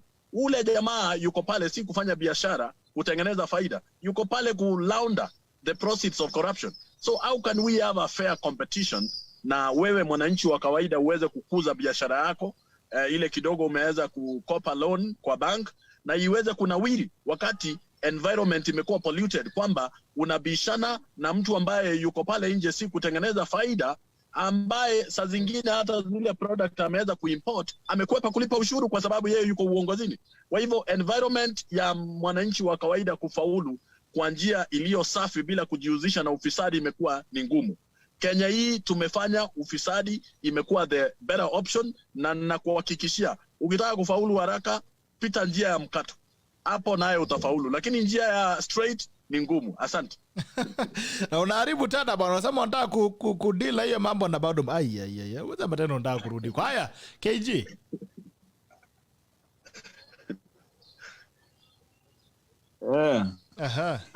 Oh, hii mambo ya taxation hii. Yes, to me, I'm just going to give you an example. Like, for example, here Arizona, number one, before waongeze tax, they'll have to do a vote. Alafu, they'll have to explain hiyo pesa wanataka ya overtax ni ya nini. Kama ni ya kutengeneza barabara, mtaambiwa they are taxing you for the next 5 years, barabara itajengwa na mtaona barabara iko. Si ati mnaamka tu ati na tax imepanda alafu everything is okay, because everything always has to go to the ballot when it comes to taxes here in America, of which it should be the same in Kenya.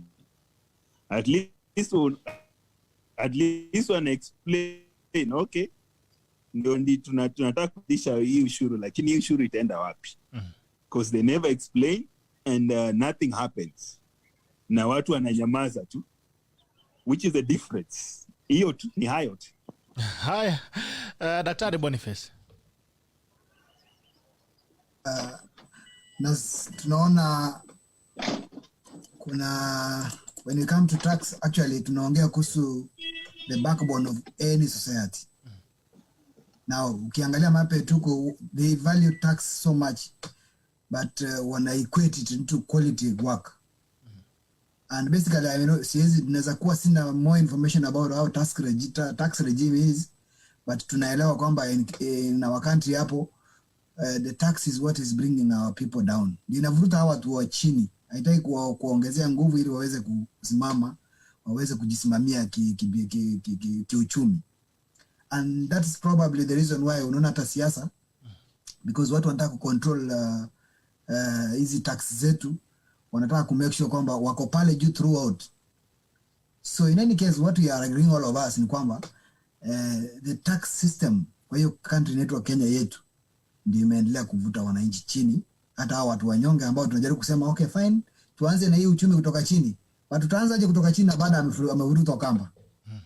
So there's really a framework inafaa kuja nzuri, so that all of us to pull pamoja in terms of the tax regime that is really pulling down. As one of our colleagues here has indicated, unakatwa from the word kununua hata gari all the way mpaka hata vile unaitumia tu kwa barabara unaendelea kukatwa tu. So that's really a big issue. Okay, maybe the last thing I could talk about is now this system yetu iko generally influenced by leadership. In fact, hata hiyo mambo ya tax ukiangalia inaikuwa influenced by the top leadership, such that everybody is struggling kukua tu pale juu so that aweze kucontrol whatever that is coming down. If you look at it carefully, that's the reason why unaona jamaa amezeeka kabisa. Look at president like the Uruguayan president. Hata ana kuna bitu tu kagari kadogo tu na washughuliki na mambo ya mali. Anapewa 1 million lakini hata achukui. In terms of dollars, watu hapa, I think that's one of our biggest problem, and we need to agree all of us that if there is a way that we can always help our people to reason, then let's try our level best to do that. Lakini as much as hii siasa tuko naye yenye sasa hiyo tax bado inashikashika pale juu, ndio watu wanakazana sahihi. That's why Kenya politics ni kama tu ina resonate tu every time, haitaisimama. So anyway, in short, let me say this. It is incumbent upon all of us as Kenyan people to pull ourselves together and remember that the buck stops with all of us, each and every individual. Wherever you are, remember, usipofanya kitu kubadilisha hii society yenu, inakungoja tu pale pale to the dead end. I remember there's a policeman who says ujinga, akiweka salute anasema ujinga lakini tumbo lake ni kubwa, ajashe tumbo mpaka afanya nini mpaka akufe. That's very wrong. Yeah. So we really have to look at it carefully so that in any case let us do what our gentleman has said. Let us involve watu wa chini kutowapande juu wakiweza kujenga Kenya. Otherwise, asante kwa wakati. Nicholas Rono, sijui kama unanisikiza. Anaitwa Nicholas Rono. Sijui kama unanisikiza. Haya, simsikizi. Dickson, jambo. Sijabu ndugu, habari gani? Haya. Kimbiza haraka masaa naona ni mbaya kidogo. Nimefurahia sana ndugu zangu. Kitu nitasema mimi, nasikia kila mtu, we have good ideas of how we can change our country. I'm putting a challenge. All of us have good ideas. What are we doing to tackle the real issues? We have ideas, but we have to start from somewhere.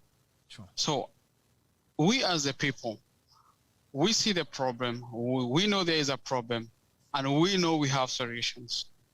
We need to come up with a game plan. We start from the very small. We join together, we join hearts together.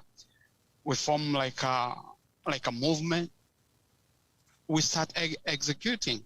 We need to move. Kila siku tunaongea. We need to move forward. We need to make some strides to move forward. Let's talk. Let's do some. Let's put something down. Let's talk. Let's put some actions. Lakini tukiongea every day, tutaongea sana mpaka tutakuwa 70s, we still be talking. Let's start from this peace at night. There's nothing.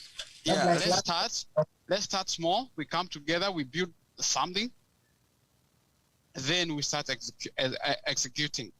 I know we have the power. We have the people who can do it, and I believe in us. I believe in me. I stop using my eyes to see. I use my heart. And when I come here, we talk. For the last 5 years, I hold myself responsible for everything that I do.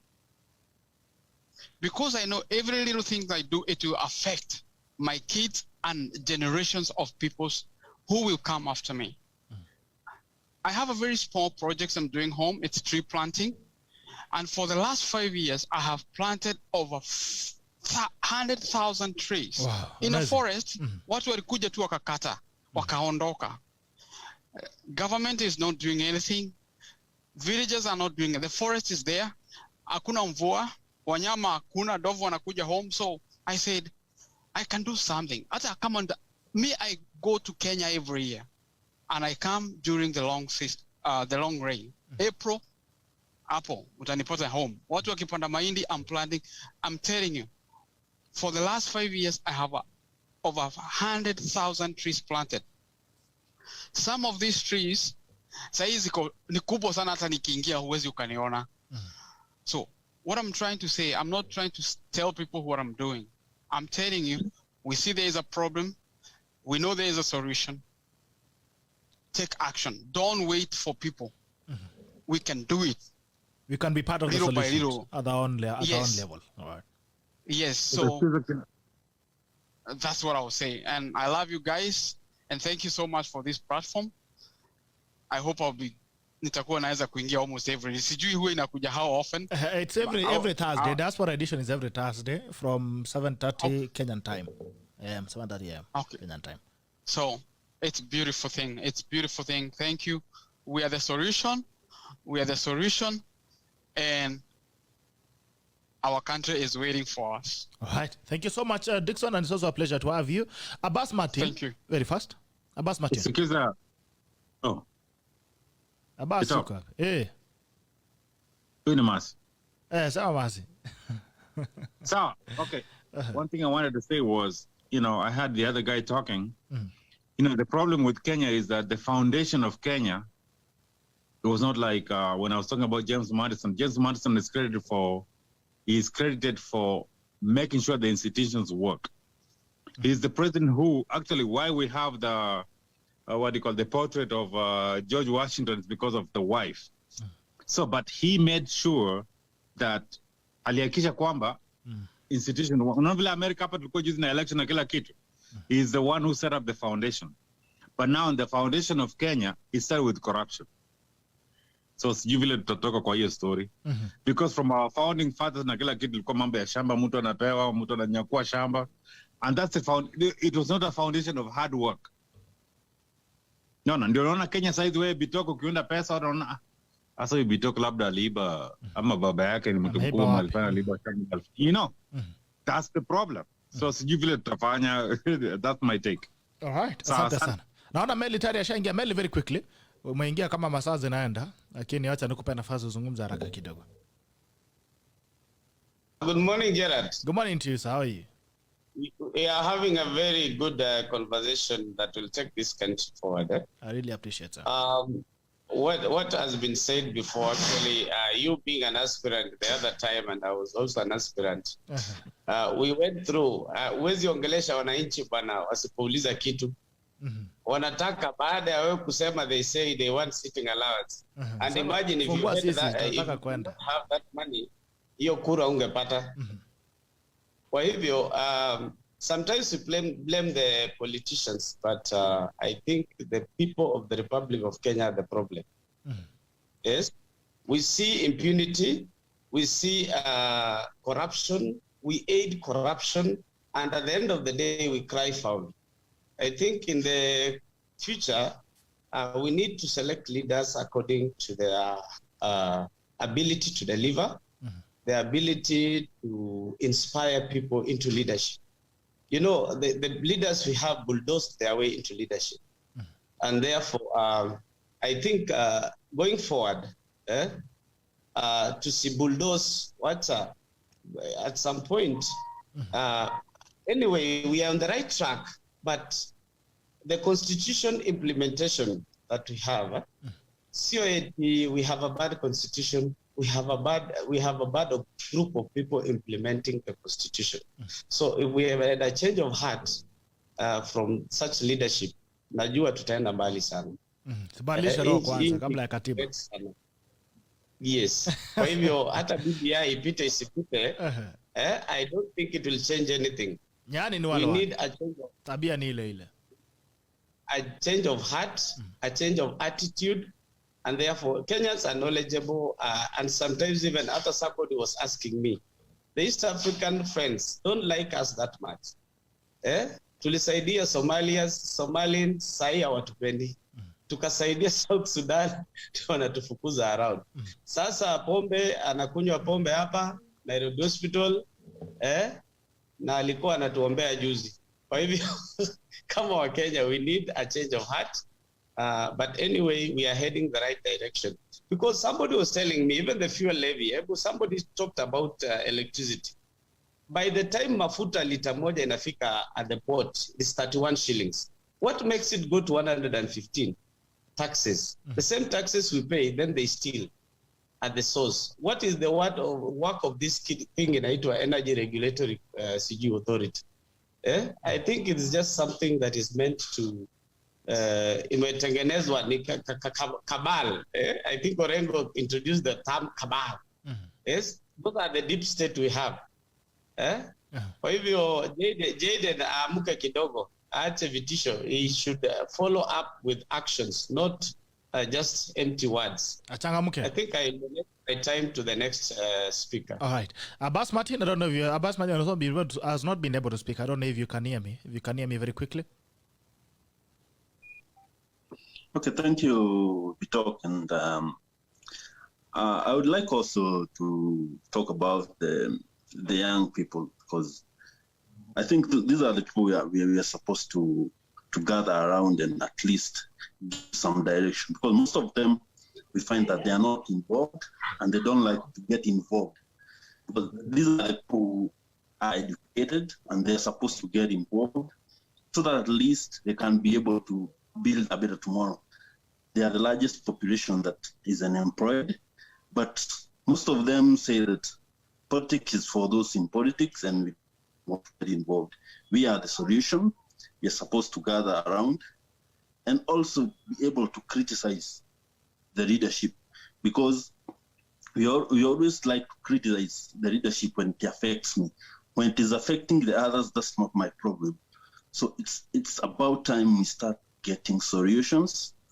It's time to start giving these leaders a piece of our mind, because I think most of them, we are the employers, but anytime we employ them, we become the slaves. We become the slaves to them in terms of we borrow money for them to steal. It's scandal after scandal. And if we get even an example to the recent KEMSA scandal, some things I just like to call these such of committees like suckers, because they don't give us solutions. They're just there to milk money. And some of the questions you get these companies who are involved asked is, who are the directors? I don't know. And we get to circles and no solution. And I find it is a time for the youth to stand up, gather around and say that it's time to sweep all these leaders, be it the young leaders who don't help us in any way. They're just there. They told us that we are young people. We want to give you something new. But I think when they get there, age becomes just a number. They join the political cocoons, and they are in the front line chanting the tribal songs and saying, "This is our man, we should follow this. Whatever he says is the right thing." They never criticize what is wrong, and we follow them as so. We don't criticize what is wrong if it is our man who is involved. Therefore, we need to get solutions. We need to talk about solutions. We need to involve most of the youth, who are the largest number, from the university all the way, so that at least they can be able to see change starts with them. So it's about getting change, and thank you a lot to talk for this platform, and I really appreciate it. Thank you so much. I really appreciate it. Asante sana. Nicholas Rono very quickly, and then Ross K. Barjodo haraka, alafu tutarudi nipe alama apige lapi yake ya mwisho na watu wake. Haya. Rono, Nicholas Rono, very fast. Niko kazini, so mtanisamea, lakini nitasema mambo mbili. Asante. Mara yangu ya kwanza kuingia kwa studio, lakini nitapeana point mbili tu kwa kazini. Ya kwanza, shida moja kubwa kwetu Kenya. We have only two problems in Kenya. If you tackle it, you have solved the problem in Kenya. Ya kwanza ni ukabila. Na ya pili ni ufisadi. Wacha nianze na ya pili, because that's our problem. All these leaders you have in Kenya are corrupt in one or another. Tukiguza mmoja, mnasema ni wetu, mnashambuliana, mnasema mnamaliza mtu wetu. So if we tackle corruption and we tackle tribalism, we elect leaders not because anatoka kwa kabila yangu, ama ni wakina nani, ama ni ndugu yangu, ama ni dada yangu. Then you're in the right direction. Shida mbili tu Kenya tuko naye. Kabila ni mbili. Ya umasikini na tajiri. Tajiri ni nani? Ni hao wabunge. Wakifika bunge wanajiongezea mshahara. Unasikia kuna chama yangu ni ODM ama URP ama Wilbaro ama gani? Hakuna. Kifika mshahara kila mtu anajifikiria. Mambo ya chama ilikwisha wakati ya kura na wakati iliisha. So what we need good leaders who have good moral values. Sio kabila na sio ufisadi. So going forward, we just need to attack on the two things. Ufisadi na ukabila. We are good. Kenya itakuwa mzuri. Na usiangalie kaunani ni wa kabila yangu. Kama kiongozi ni fisadi, ngoa. Okay. Kenya itasonga mbele. And that's what we need to get head on with it. 2022, msijali kabila ni nani, hata akiwa na crowd. And always change starts with you. Wacha kuniambia mambo mengine. If you really feel that you need to change, starts with you. Na itaenda mbele. Asanteni sana. Niko kazini. Asante sana ndugu yangu. Chapa kazi. Ross K. Barjola very quickly.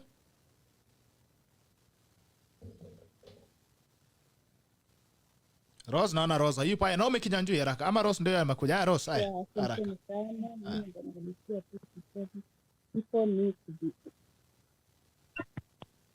Hello, Rose. Are you hearing me? Yes, I can hear you now. Yes. Unanisikia? Nakusikia sasa, sikuwa nakusikiza. Okay.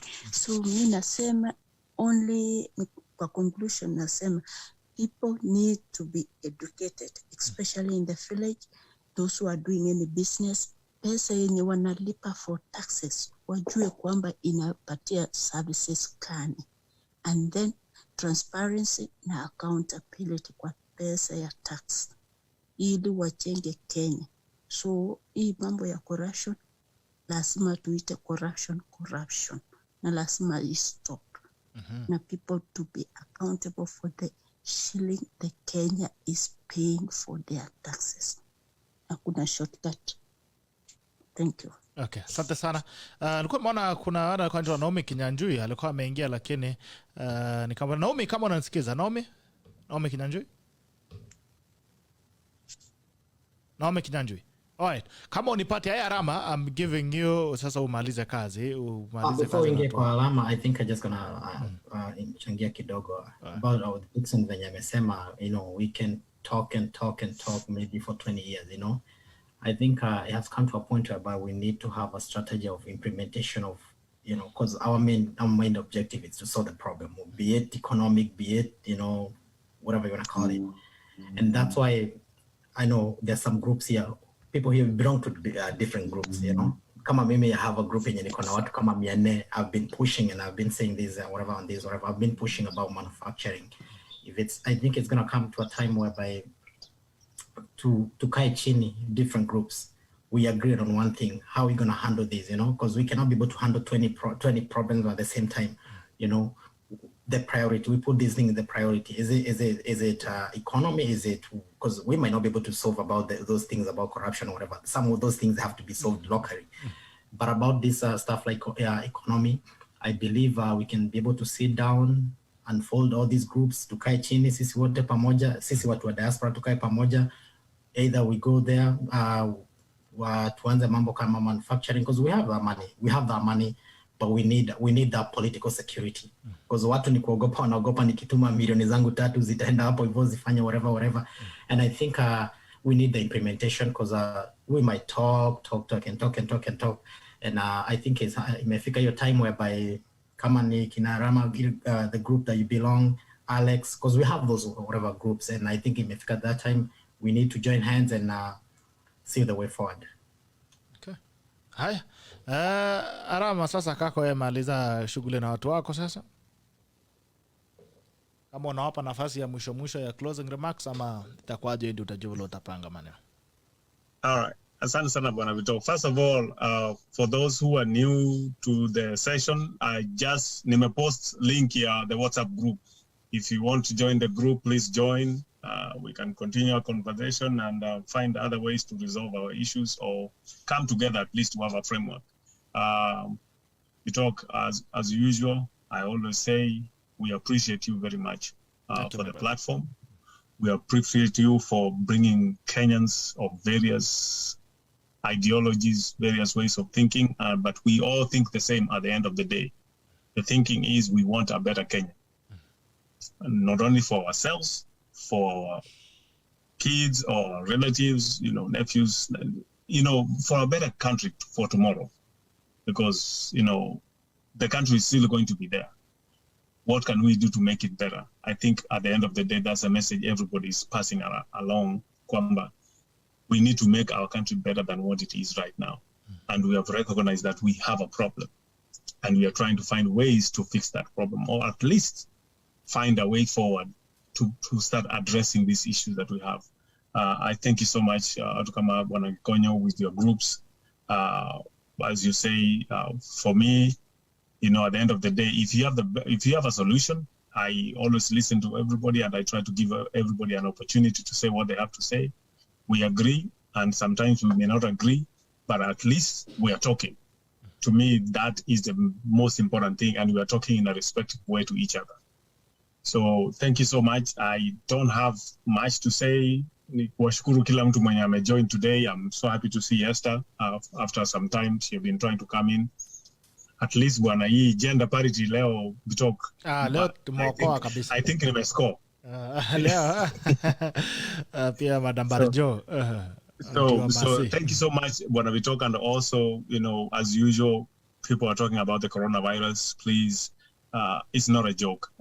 You know, if whatever rumors is true that the president of Tanzania is in our country right now getting treatment. Ulisahau bwana, ungetuma ule jamaa wa jana aende kutibu Magufuli. He said he has a treatment. Atibu papa Magufuli. Yeah. So, but you know, at the end of the day, things work out for the best.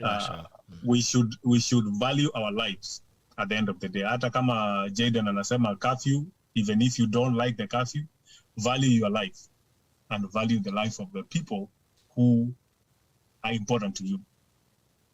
Ukifanya hivyo, then we move forward. We don't even need a curfew at that point, but curfew is there just to make everybody comply. So, yeah, too. Thank you. Okay. Asante sana Joel Rama kwa wale the guys also who joined the guys who joined late. We really sorry umefika kama wakati umeisha kidogo kama kina Gibson Tomno. Hope to see you next week on time. Tafadhali utakaribia next week on time alafu tuweze kuzungumza pamoja. The guys who are new, the guys who have come in who are new and fresh. We appreciate you guys and we hope to see you again next week. The Tackle Diaspora edition comes to you every Thursday of every week from 7:30 Kenyan time to 9:30 Kenyan time. Watu wa Plantation kina Christopher ndio hawajaonekana, but I hope you're going to see them next week. Thank you so much, gentlemen and ladies who have joined us this morning. We really appreciate it. Let's keep building the platform. Let's keep building the panel so that we can have greater and bigger conversations. And if there is a way we can be part of the change that we speak, then we need to start walking the talk. We need to start walking the talk. All right, guys, it's a pleasure to have you. I wish you a very good night. I know most of you ni usiku kule, so I want to wish you a very good night. Take care of yourself. May God bless you, and I hope to see you again on the Tackle tomorrow on Sheria Wiki. To the tacklers who have been with us online, I really appreciate you as well. It has been a great program. Keep sending us your reviews. Keep sending us what you think we can improve on all these editions, including the Diaspora edition, so that we can have these conversations in a bigger way and also in an impactful way. Watu wa Diaspora pia, kama kuna wageni ambao nataka tukuje tuwavurutange tuongee mambo ambao mnataka kuzungumza, again, we can keep the discussion running in the WhatsApp group. Joel Rama ameweka pale link ya WhatsApp group kwenye Zoom. Angalia kwenye inbox yako ya Zoom, you'll see the WhatsApp group link. Keep joining so that we can continue building this and having a bigger conversation. Thank you so much, for watching in. This is a Tackle, and the Tackle ends now. See you again tomorrow on Sheria Wiki with Barak Muluka, Professor Barak Muluka, Daktari Ekuru Okot, na pia kina wakili Steve Ogola na Dr. Ojwang. See you again tomorrow. This is a Tackle, and the Tackle ends now. I love you. Bye-bye. Signing off.